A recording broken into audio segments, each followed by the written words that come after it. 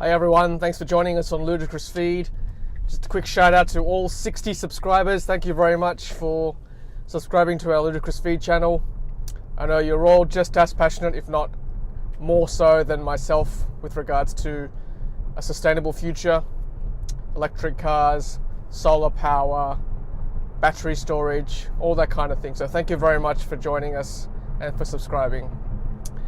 Well, today I wanted to touch on a topic that's very dear to my heart, very close to me, something I am passionate about, and that is a sustainable future for generations to come.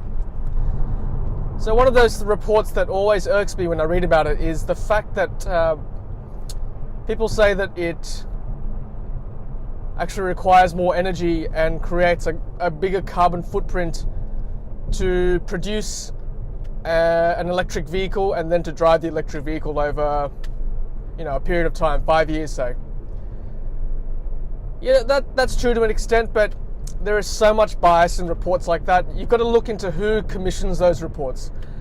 I mean, every human being is biased. There's no doubt, myself included. Obviously, I'm biased. I'm into electric cars. I'm into a sustainable future, and I'm sure you are as well. No one's exempt from this. But I guess it comes down to the fact that which side do you want to take? Do you want to be someone who's inward-looking, short-sighted, and doesn't want to see a sustainable future? Or do you want to be someone who is on the other side, where you want to see a future where there are electric cars, where power is generated by the sun, which is sustainable, which is in the sky all the time, as opposed to burning coal, as opposed to using fuel, fossil fuel, oil from the ground? That does create a massive carbon footprint. So just check your facts if you read those reports. Who's writing that report? Who's behind it? What's their agenda? And then pick your side. Do you want to be in that camp, or do you want to join this camp, which sees a better future for your children, for my children? That one day that we have electric cars, we have solar panels powering everything we need.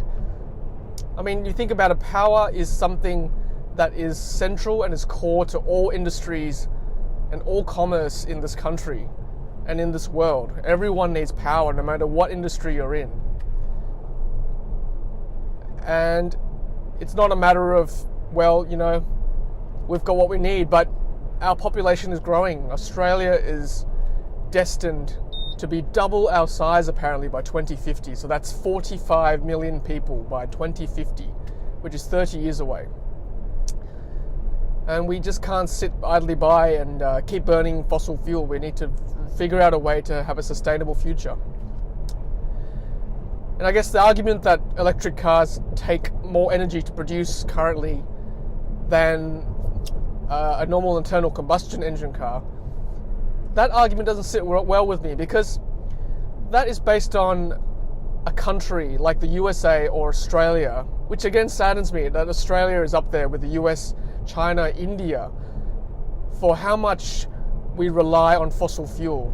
That makes me sad as a patriotic Australian. I mean, our country we have so much sunshine. I'll get back to that in a second, but back to my point that, yes, okay, it requires a greater carbon footprint if we produce electric cars using fossil fuel.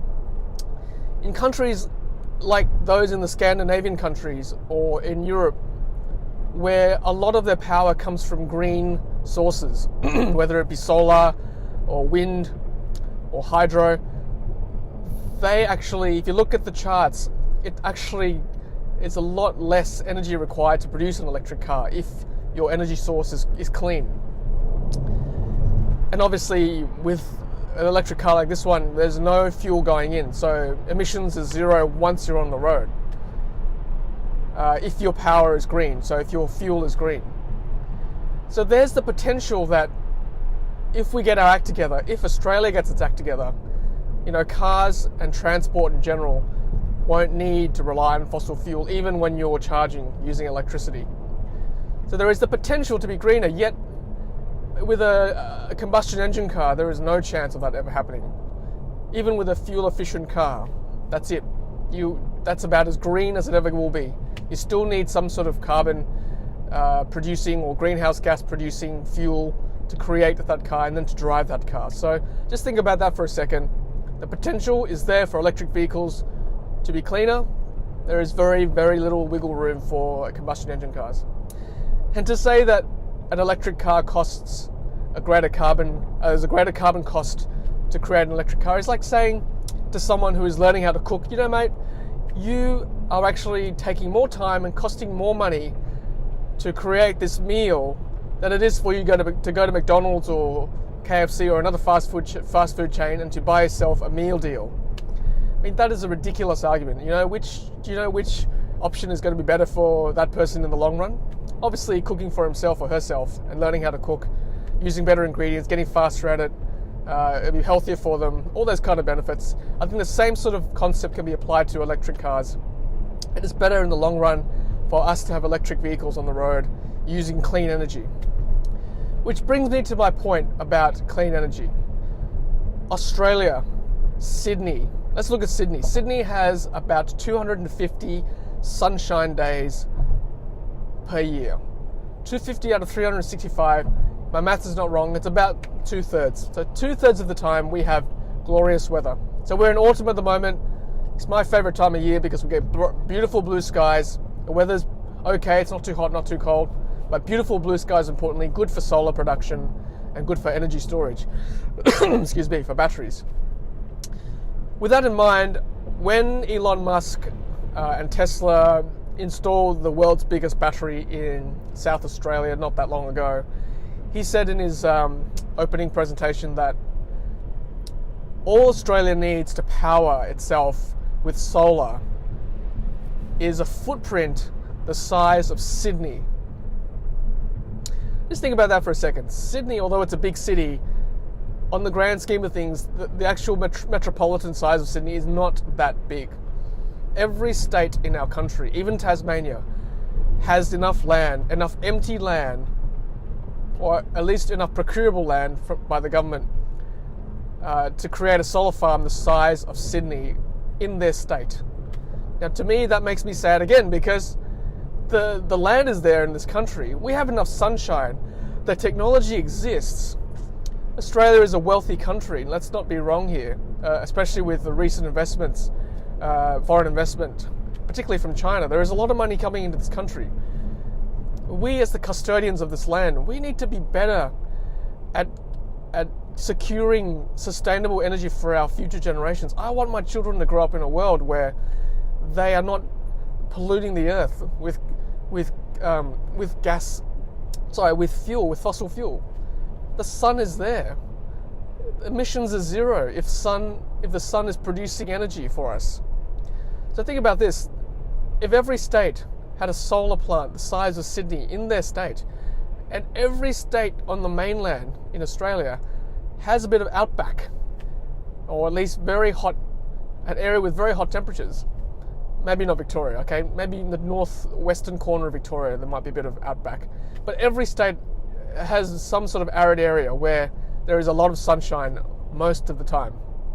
So putting a solar farm on the outskirts of each state is enough to produce energy to power that state during the daylight hours with excess, okay? And that excess with a battery farm next door to it could power that state. Just think about that. All right, so that's getting me fired up because that could certainly power the whole country using solar power and then battery storage next door to it to power the state during the nighttime hours. And that's not just from a residential point of view, that's from a commercial and industrial point of view. And okay, so don't get rid of coal altogether. So have coal as a backup, as a standby. When, if there's a period of time where there's no sun for some reason, if there's a lot of rain all of a sudden, which does happen. I mean, the Todd River in Alice Springs does fill up every now and then. So, coal is there as a backup, not as our primary source of energy. And for areas with wind, okay, put wind. If you've got areas where you can use use water pressure, use hydro, that's fine. We've got a hydro scheme in New South Wales. But the sun is there, mind you. It's always in the sky. It'll be there, I'm pretty sure, as long as I live, as long as you live, as long as our kids are living.